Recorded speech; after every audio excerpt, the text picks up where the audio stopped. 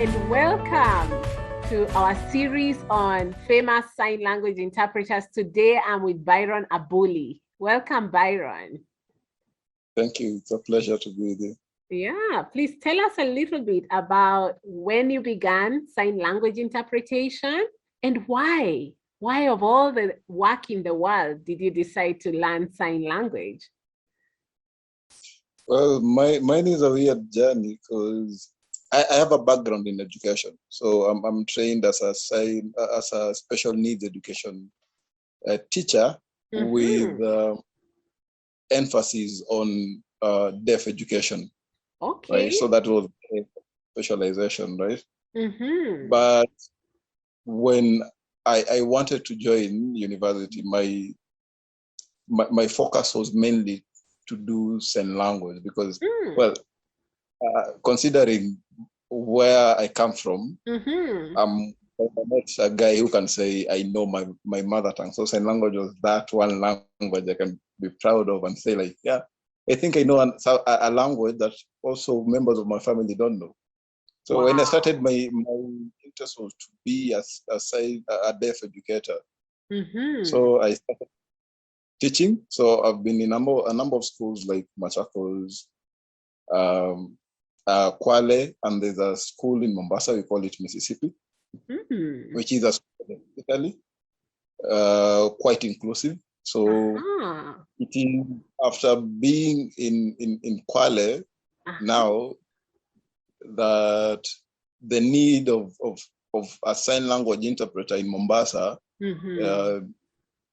came to my realization, because I used to work in Kwale and commute each and every half a day of the afternoon to Mombasa so that I can help a deaf student who was doing a course in a certain college in Mombasa to attend a class because she didn't have an interpreter. Wow. So I did that for I think 3 months or so. Then I felt like it's quite tedious for me. I can't juggle between being an educator and an interpreter. I had to choose one.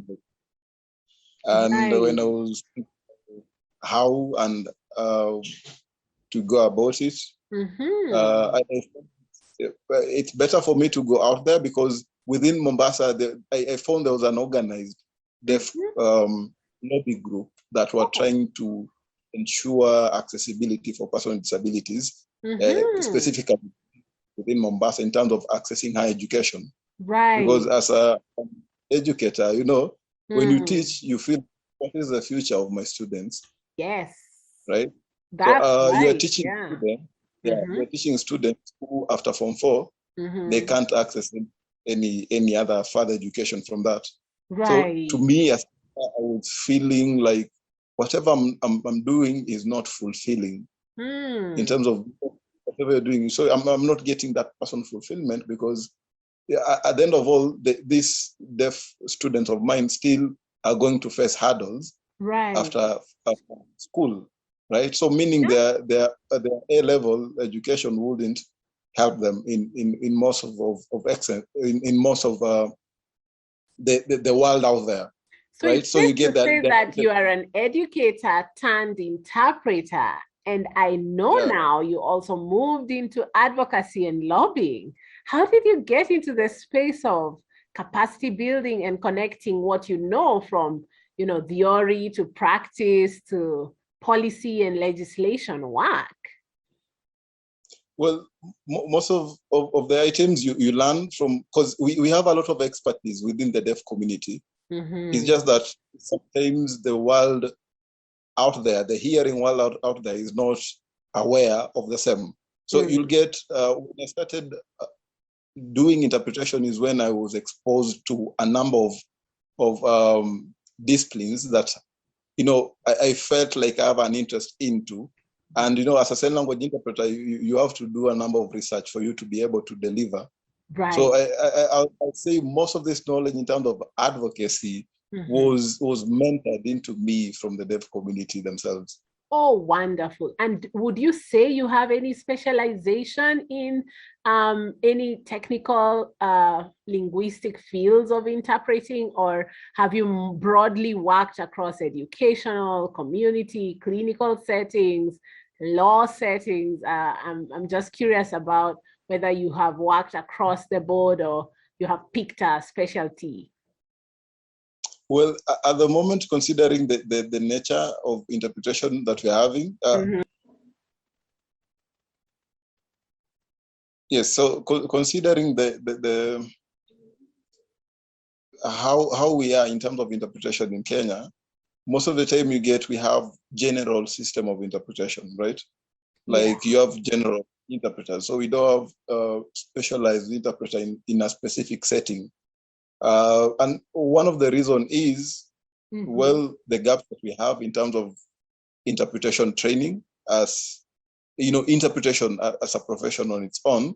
And also I also feel that the need and the number of interpreters that we have is not sufficient to allow us to have that specialized interpretation at the moment.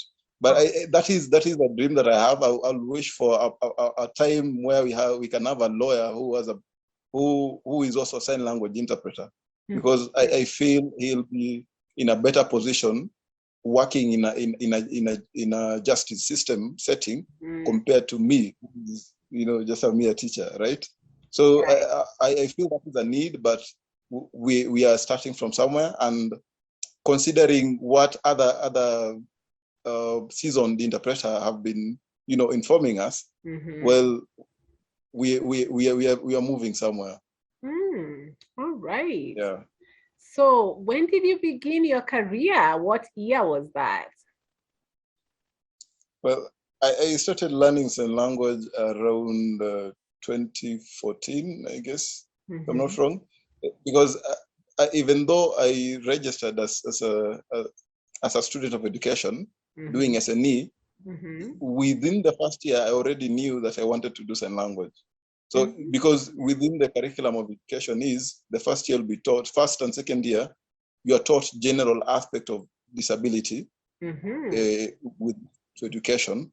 We also have courses on rights of person with disability. So I guess those are some of the items that really did help me in terms of knowing what are the rights of the deaf persons with respect to general perception of person with disability. Right? And, I see that you got a high interest in rights advocacy. Yeah. Because you can feel the gap. You can really feel the gap, and sometimes you feel like the government needs to do something. But when you look at the government, most of the time, the people who are within the government are not well informed about, you know, this community. So you have to let them know first, so that they can know what they can do about it. Because sometimes you get it, there's that need of helping or providing what is right for theirs. The problem is sometimes they don't know how to. Like you'll get a deaf person being given a braille, right? And the person giving braille thinks that is something that will make information accessible for the deaf person. So even though sometimes there's no information on that. And luckily for me, I had a lecturer who really helped me find my way, because I wanted to be an interpreter first before I became an educator. And my lecturer told me, like, hey, you know what? You need to go to school first. Just go teach, understand this world that you want to work with. Then later on, when that time comes for you to be a sign language interpreter, it will. And you know, you'll know that you are ready for that. Wow, that's amazing. I'm so inspired. So have you had any notable advocacy projects over the course of your career? So mostly I've been working with the deaf community in the background most of the time. That is what I do. What I do mostly is I facilitate communication. Okay, there are points of discussions that we do have in some of these groups and organizations. Like we have a CBO group in Mombasa that we call Mombasa Deaf Community.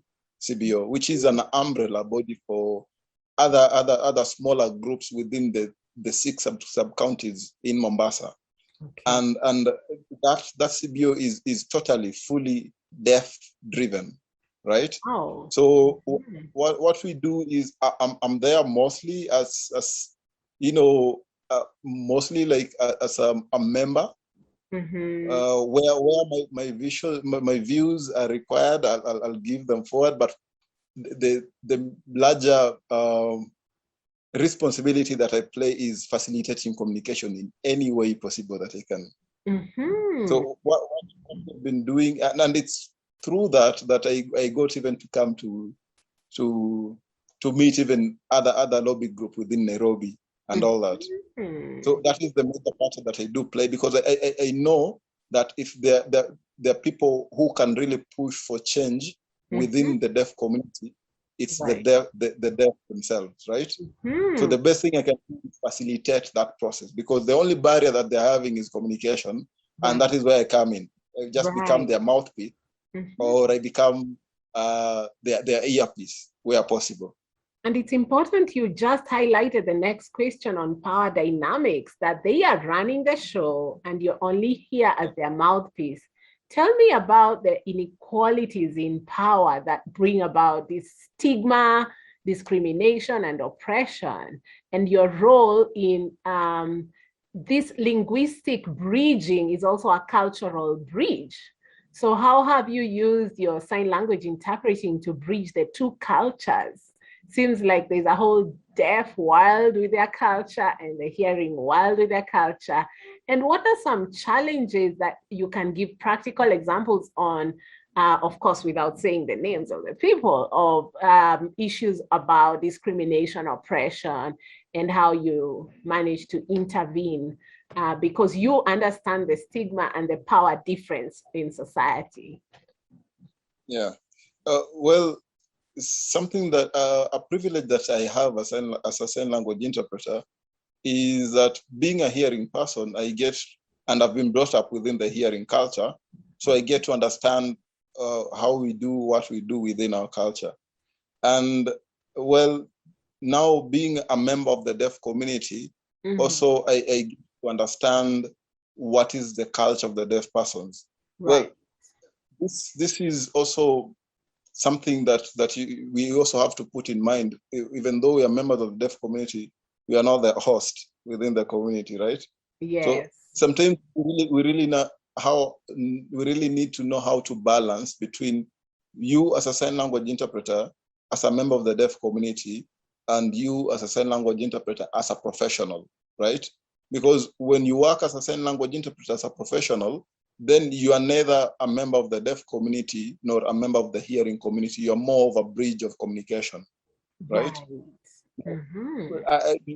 You have to know when do I advocate for the rights of the deaf person? Is it when I'm interpreting, when I'm in a professional context, or when now I'm just a civilian and I'm a member of the deaf community? Right. So if you get to find that fine balance between the two, it can be easier. So sometimes I know that like the challenge that we have the perception of the deaf persons towards the hearing persons, and we have the vice versa, the perception of the hearing people towards the deaf person. And if you have been brought up in a way that you know the culture of these two, it's easy for you now to clarify some of these issues, right? Most of the time, deaf people complain of audism from the hearing community, the perception that, well, deaf persons are not educated, deaf persons cannot do ABCD. Like we have challenges, even like at the moment, we have challenges with NTSA in terms of how, I do personally have challenges with NTSA, how they are classifying, they are generalizing the grade in which person with disability are, considering now, like there's a certain grade F where you can place persons who have physical disability because they're using vehicles which have been modified to help them in that situation, right? Right. But the evidence that we have, deaf persons are the best drivers, And they can drive any vehicle, commercial, tractor, all the classes from A to Z. If there is Z, you're right. They're not approved for all of them, right? Right. Yep. It's a challenge. You get that comes from the assumption that person with disability can't do ABCD, but we don't understand that we have different categories of person with disability, and whatever intervention you are making, whatever policy you are making, it has also to go down and consider the individual differences within this category. Right. Funny enough, like whatever we are saying is, there was a time we were traveling to a certain burial of a prominent deaf person who unfortunately had passed, and we were having an issue with the bus that we were traveling with, right? So the driver that we're having is a hearing driver, and he couldn't tell where the problem is. But within now the group that we are traveling with, we had a deaf experienced mechanic, right, who could tell like where the issue is and help out, even and even help the hearing driver to navigate through the journey, right? But now you get the system that we are having is this deaf expert will not be recognized by the travel agency. Similarly, the same way this hearing driver is being recognized. You get? So now because of that lack of awareness in terms of the abilities of the deaf community, we sometimes tend to assume that they can't do ABCD or they can't do ABCD. And that is where now the aspect of autism comes in. Right? So you have to go and explain like, this is how it is. This is how it is. We have to make decisions from evidence-based approach rather than assumptions. Right. I also understand from the deaf now community themselves, they also have that perception towards hearing person, because now you can try and I do try and understand where they're coming from, because they have been living in a society where they have been isolated most of the time, right? Right. There are people clear in scholarly work that deaf pride is really what it is. It's a reaction to, the oppression from the hearing, community. So, Yeah. So the thing is, sometimes if even like when you're trying to be a member of that community, to some extent, you have to earn their trust. Right. And it's not because of what you have done. Right. Most probably because of someone else, or something else that happened even before you are aware that we had a community that is called deaf community.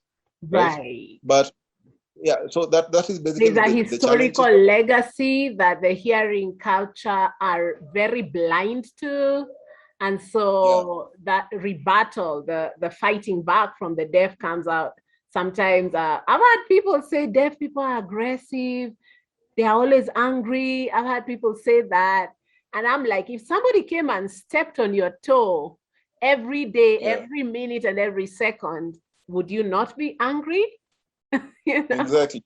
Yes, I like what you're saying. It's important for the deaf to keep externalizing this, because that's historical injustices. Yeah. And some of these myths about deaf persons are not based on personal experiences or evidence based.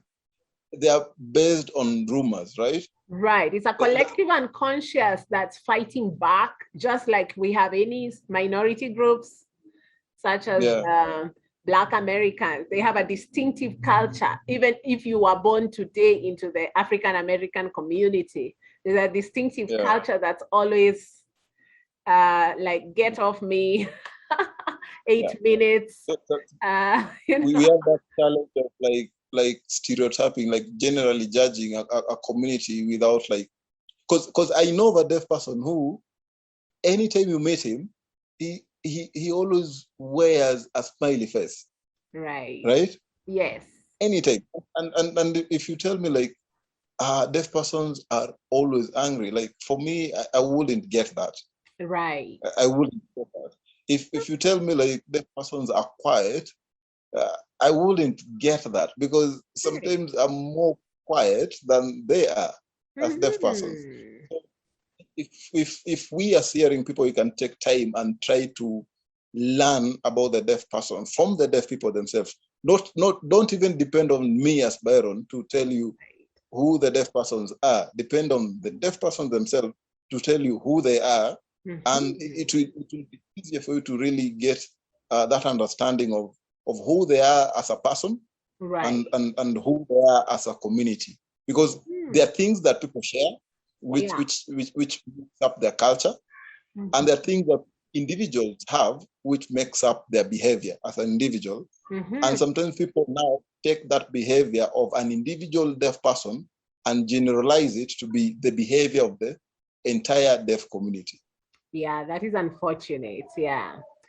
All right. So I'm just curious to know, what are some legislations that have been recently enacted? I definitely know like the Communications Act of Kenya now requiring sign language in every media station. It has raised the rhetoric, and every Kenyan who owns a television set now can speak of ever learning about Kenyan Sign Language. So in your estimation, while we know that numbers of interpreters are very, very few, what would you say has changed that is positive? Well, awareness on the need of ensuring accessibility, especially for the deaf community. That has been something positive. And if we are to compare Kenya with other countries, like neighboring countries, an example, Tanzania is really borrowing much from us, right? In terms of ensuring media accessibility for persons who are deaf, right? So and in terms of legislation, actually, I think Kenya has one of the best inclusive legislations in Africa, or if not the entire world. But as any other legislation that we have in Kenya, the challenge that we're having is implementation. Right. And on the process of implementation is understanding how the approach of implementation that you're using, is it what now the consumer want, right? As much as language interpreters, what is the feedback that we are getting from the deaf viewers in terms of the size? Right. Right? The size of the closed captioning, right?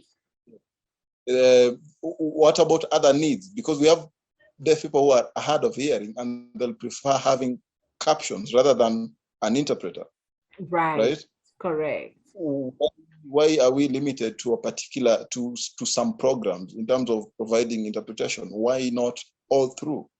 So that is how the aspect of autism comes in. Like, it's us as the hearing people decide what information the deaf community should access.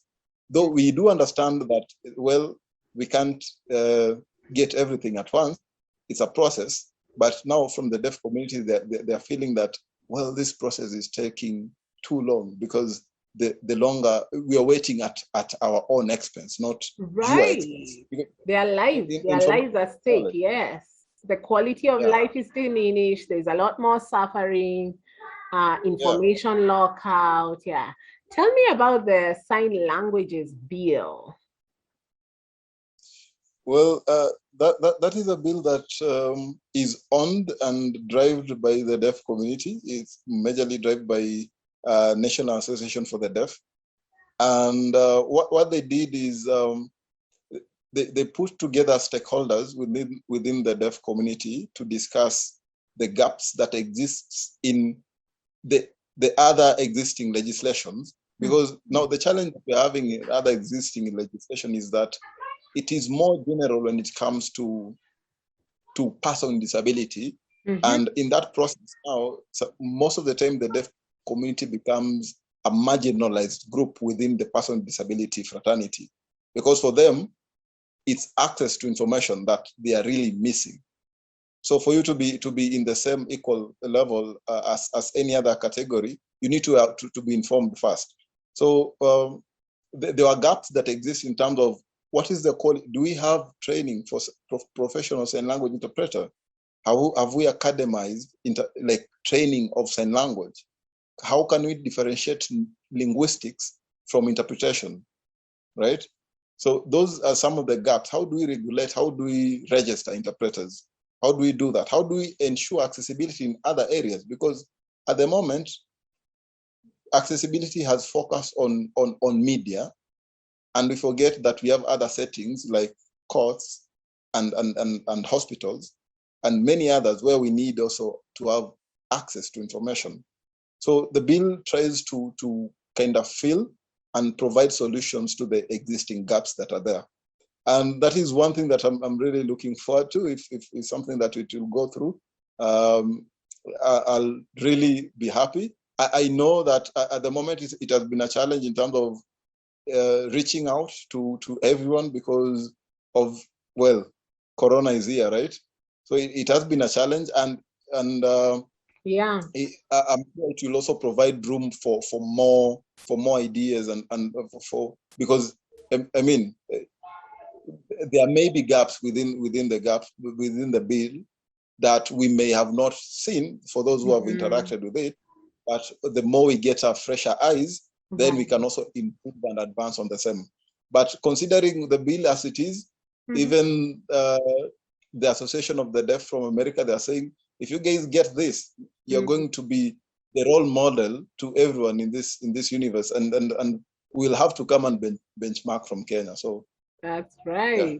Wow. Yeah, I know it is ambitious in the eyes of the hearing, especially, but for the deaf, this is basic dignity and rights. So I love that you are a part of that movement and the lobbying. What is your vision for the next 5 to 10 years for your career? What would you like to see?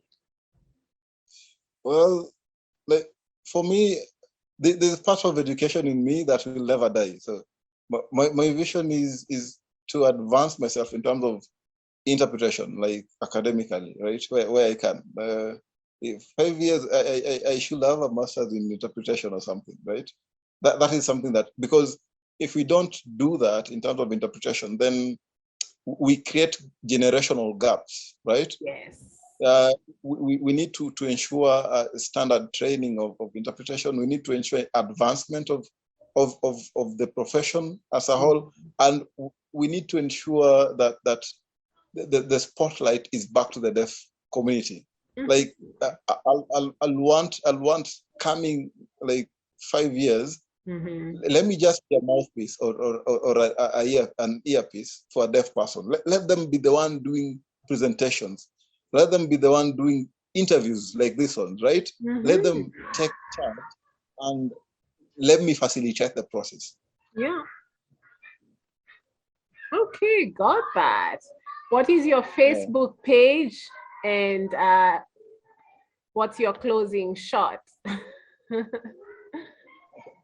Well, my individual Facebook page is Abuli Byron. Though I do work with a company that I call it Tap Services Agency. Also, so there's a page that is called Tap Services Agency. And what we do is trying to ensure that we provide accurate information and bridge the gap of communication between the deaf and the hearing community. So for me, it's an honor to have this interaction with you. And well, since you're within the same field, I'm looking forward to meeting you again and again. Wonderful. Thank you so much.